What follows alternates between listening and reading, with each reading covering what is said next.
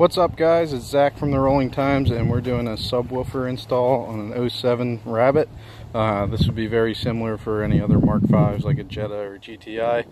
I already have the head unit installed and the RCA cables and remote halfway ran. So this is just going to walk you through where to run the power wire. If you think you have a better way to run it, that's fine. This is just how I decided to run mine. And then we'll show you how to get the ground wire set up and then plug in your amp and wire up the subs, all that good stuff. Alright, so here's the power wire. We don't have it hooked up to the battery or fused yet, but we're just running it through the car. It's going to run in the fender there, come out on the inside of the fender on the inside of the door, run down through, and then I just put a little hole in this boot where all your door wires come through, and ran it inside to there. It was a tight squeeze because there's already two plugs in there, but it can fit, and you can clip this back the way it was so you don't get any water leakage.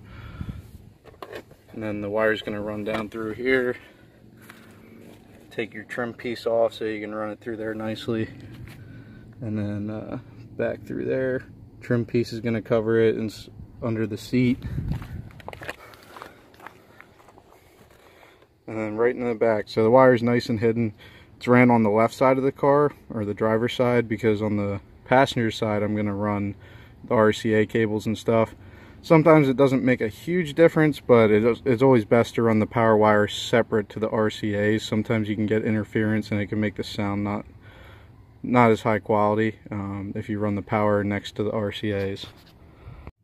Alright guys, just a quick little bit of information here. When you're pulling out the plastic trim piece, these little clips like to get stuck in there and not stay in the plastic trim piece. So if that happens, you just pull them, squeeze them together, pull them out of there with the pliers, and then they'll slide right back into here. Make sure you do that with all of them. That way your trim clips back into place and doesn't move around. Guys, I'm removing the trim piece on the passenger side now to run the RCA cables and the remote. As you can see here, on this side, same as the other side, held in with those little clips. The best way I found to remove them, they do make some tools for it, but if you just take a flathead screwdriver, pry up, and what you want to do is push forward on that little clip and up at the same time, and that should pop it out of there without breaking anything. Alright guys, so once you have the power wire, the RCAs, and the remote wire back here to the trunk, the next thing is going to be finding a good place to ground your amp.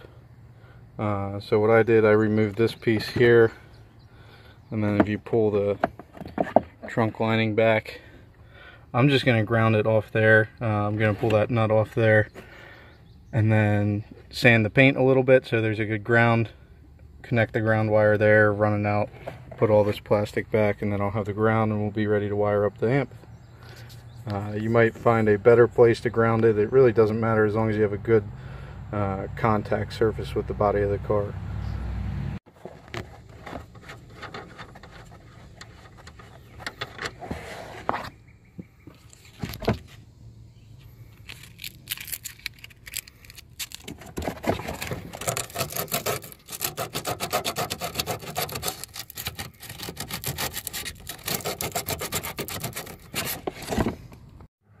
Okay guys, I'm done sanding around there. As you can see, you can just sand through all the paint to the bare metal. And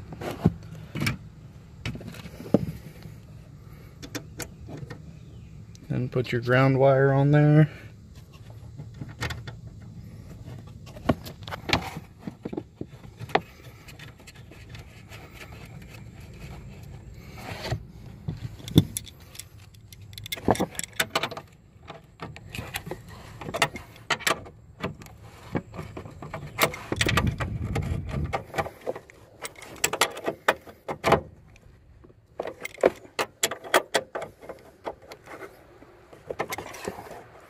There you go, ground's hooked up.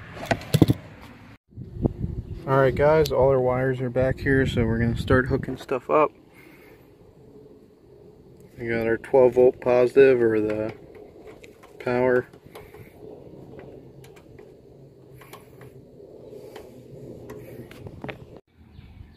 Got our ground wire. The remote wire is really small, so I usually just take the screw out and wrap the wire around the screw and then screw it down in. Next are your RCA cords. They're pretty self-explanatory. Red to red, and then black to black, or black to white, or white to white, depending what color they are, but red always goes to red.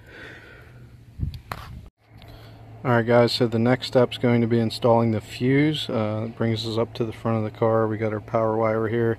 I left a bit of extra just so I have a place to figure out how to mount the fuse. Now there's a couple ways to do this. I'm just going to mount it with zip ties just so it's not bouncing around and stuff. The kit does come with screws that you could mount it with screws. I don't really want to mount it to the car or any of the plastic in the car, at least not in this area. So I'm just going to zip tie it. That'll keep it from bouncing around. And that's pretty much all you got to do. I wouldn't recommend just leaving it flop around in there, because probably have a chance of ruining the fuse or getting against a ground. So I'm gonna cut the wire, run it through the fuse, attach the fuse, and then we'll see you when I'm back.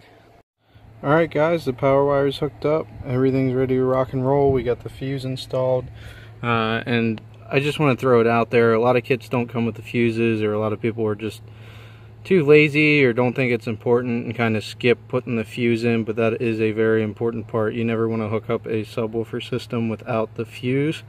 That is a big heavy power wire running through the length of the vehicle, and if for any reason it got ran the wrong way and it rubs through and shorts out the ground, or a mouse gets in your car and chews it and it shorts the ground, or even if your subs just try to draw too much power, or whatever the reason being, you don't want to have your car shoot up in flames. It can hurt your battery if it shorts the ground. There's a lot of reasons not to skip that fuse, so just make sure that whenever you're installing a subsystem you do fuse the power wire.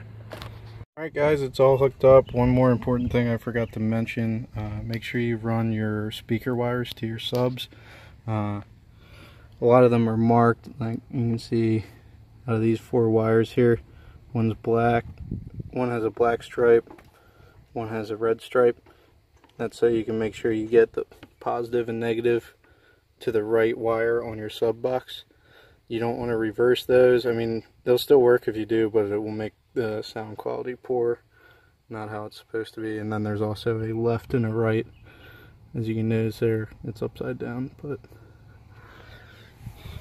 alright, that's the basis of how to wire up subs in a Mark V. Thanks for watching guys, please subscribe.